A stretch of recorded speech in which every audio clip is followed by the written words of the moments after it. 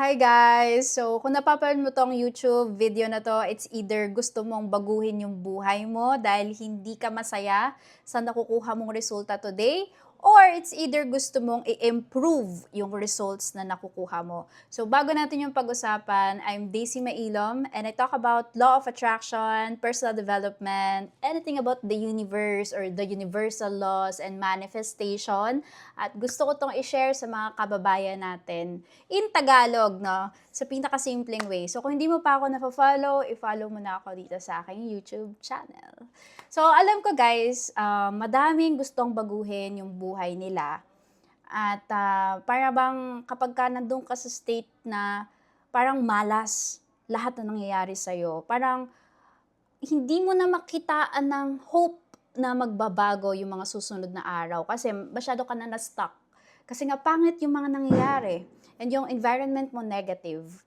So, kung nandun ka sa state of consciousness na yon, good news, nakita mo tong video na to sa timeline mo. So, tuturuan kita paano baguhin natin yung mga susunod na araw sa buhay mo. Gawin nating maganda. Okay?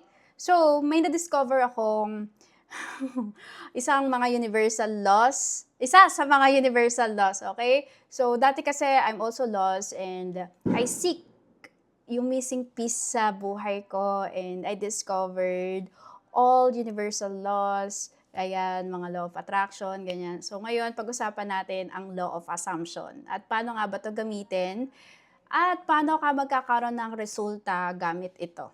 In simplest way. So, ano ba yung law of assumption? So, alam ko madaming nakakaparinig sa inyo nan, sa internet, sa social media, medyo nakakalito, no? Kasi may law of attraction, may law of assumption, may law of detachment, law of vibration. Alam mo yun, ang daming ganon. Pero actually, pare-parehas lang naman yan, yung mga universal laws. Nagko-coincide naman siya sa isa't isa. Hindi gagana yung isa kung hindi mo pinapractice yung isa. Anyway, law of assumption kasi yung topic natin today.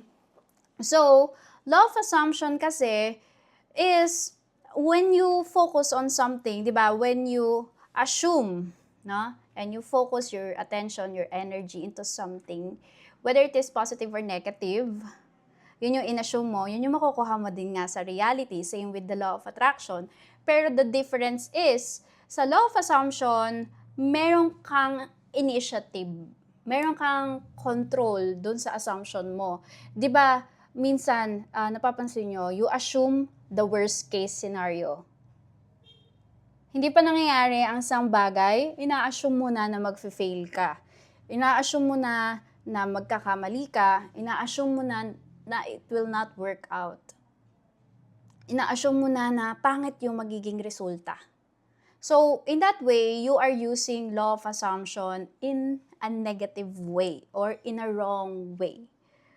Kasi meron tayong control sa thoughts natin, no? Kaya natin yan, idisiplina. Ngayon, if you're not aware, hindi mo siya madidisiplina. So, para maayos natin yung law of assumption, you assume the best case scenario. Okay? Instead na you assume the worst case scenario, i-reverse lang natin, assume the best case scenario. Kasi ang law of attraction naman kasi guys, whether it is positive or negative, kung ano yung dominating thoughts mo, sa conscious at sa subconscious mind mo, you will attract it into your reality. So, kapag law of attraction, itawag dito, unconsciously na ma-manifest mo yung mga bagay-bagay. Oo, kahit hindi mo kontrolin, unconscious ka. So, hindi mo alam na dun ka nag-ooperate sa ganong thoughts, like 24/7, yun na pala yung nagdo-dominate sa'yo, sobrang negative mo na. So, yun yung law of attraction. Ang law of assumption, again, meron kang control, no? By using your conscious mind. So, minsan, ginagamit lang natin in a wrong way, which is, we assume the worst case scenario. I hope it makes sense yung pinakamaikling explanation na pwede kong sabihin ngayon. So, kung madami kayong kakilala sa family nyo na laging ganon, or sa mga kaklase nyo, kaibigan nyo, kung sino man yan, Kasi minsan nakukuha natin yung mga belief system natin sa mga ibang tao na nakapaligid sa atin. Akala natin tama, pero hindi naman pala. Later on, kapag nagkaroon ka ng awakening or enlightenment. So, meron tayong mga na-adapt sa kanila na hanggang paglaki natin, naka-ingrain na sa ating mind, no? Sa ating subconscious mind. So, isa na yun doon. We assume the worst case scenario. Para bang nakaprogram tayo lagi na hanapin kung ano yung kulang, hanapin kung ano yung mali, hanapin kung paano hindi matutuloy ang isang bagay. Parang lagi nakaprogram yung mind natin sa negative. Okay? So, congratulations if mapapanood mo tong video na to kasi i-reprogram natin yan dito. So, anyway, tanggalin na natin yon, i-unlearn na natin yon, kung kanino mo nakuha yan, yung ganong belief system. Okay, so we assume the best case scenario every single day. So, paano nga ba natin i-apply ang law of assumption at paano tayo makakakuha ng resulta dito? So guys, yung ginagawa ko kasi, ito ay proven and tested ko kasi sinishare ko ito sa live stream ko. Kung hindi nyo ako napapanood sa live stream sa YouTube at sa TikTok, nagla-live ako araw-araw. So, ayan. So, lagi ko sinishare na bago ka matulog at pagkagising mo sa umaga, you declare, no? As if nakuha mo na yung mga gusto mo. And you assume the best case scenario. So, ganun lang siya kadali in a combination of attitude and gratitude. So, lagi mong uunahan na maganda yung araw mo today kahit na hindi pa man siya nangyayari. Ito natutunan ko sa akin lang wala akong pinagkuhanan nito, na-discover ko to noon. Kasi sobrang gustong-gusto ko baguhin yung buhay ko. Napakasimple lang pala. You assume as if tapos na yung araw. So, for example, ganito. Naalimpungatan ka sa umaga. Antok na antok na antok pa ang lola mo. Tulog kang ganyan. Nagising ka para ka naiihi. Pagmulat mo ng mata, you declare, no? Thank you, God. Kasi po, ang ganda-ganda ng araw ko today. Even though it's 3 a.m. Naalimpungatan ka lang. Thank you, God. Ang ganda po ng araw ko today. Ang daming blessing. Thank you, God. Today is a great day. You declare as if tapos na yung araw. As if naging maganda yung araw na yon for you.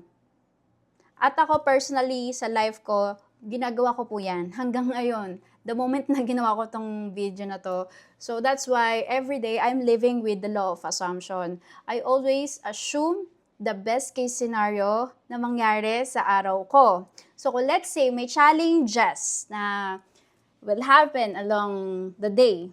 I just know that everything will be alright. Kasi alam ko inunahan ko na Inunahan ko na yung mangyayari na magiging maganda yung araw ko.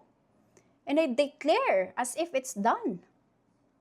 So, I have that 100% faith kay God or kay universe, kung anong tawag mo sa Kanya, at faith sa sarili ko na thank you God kasi maganda yung araw ko today. Ang daming blessing, ang daming opportunity.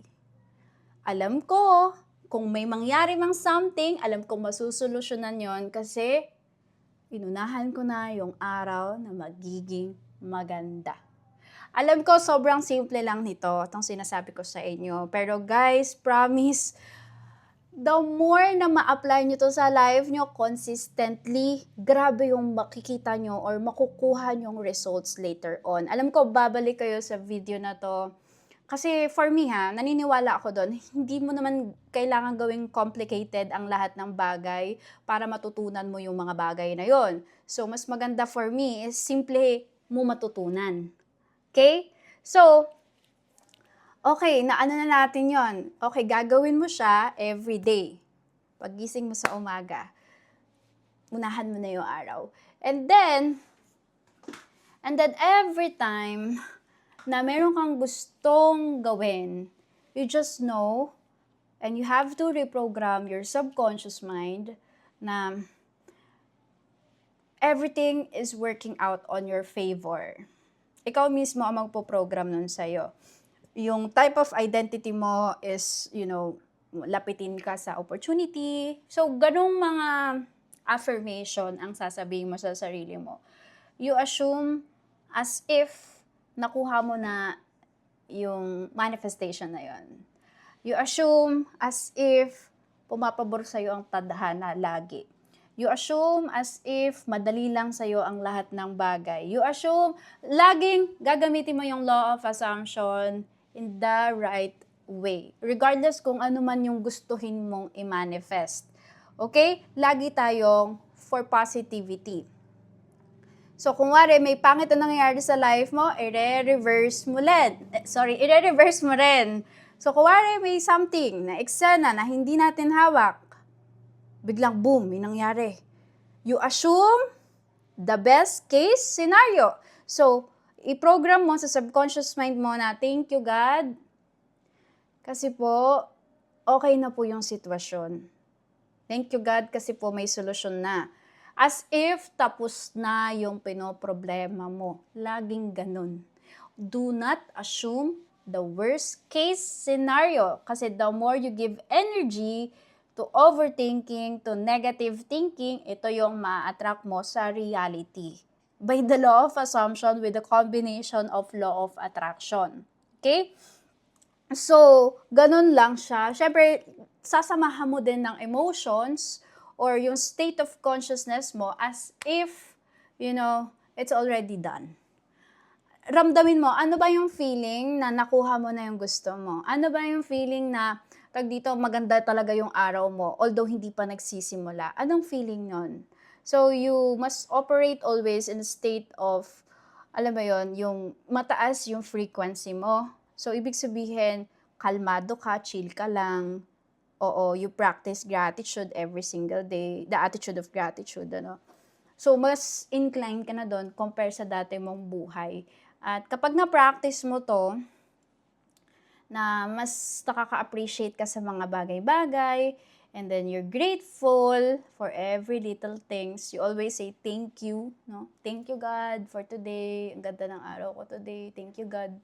As in, kahit simpleng blessing lang, lagi kang, thank you, God, thank you, God. Ganan. Puro thank you. So, kapag you're vibrating on this level, madali mo lang ma-attract yung mga manifestation mo and your life will change. Magiging, magnet sa blessings. Kasi you always see good in everything and you always find the goodness in any situation or every situation na, dadating sa buhay mo.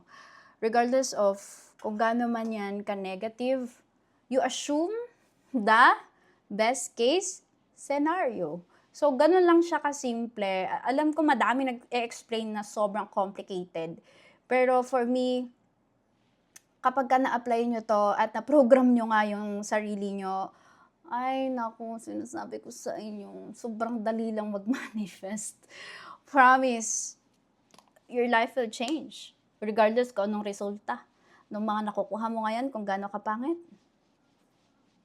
O, kuwari, let's say, wala kang pera. Napapalbo to video to, wala kang pera.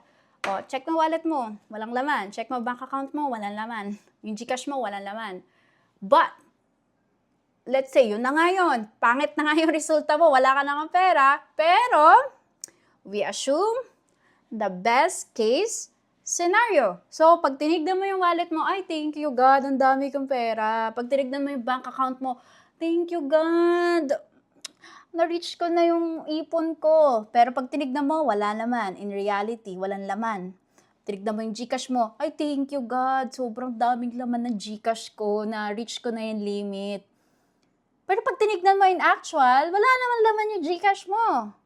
No? So, gagamitin mo din doon yung law of assumption. You assume the best case scenario. Okay?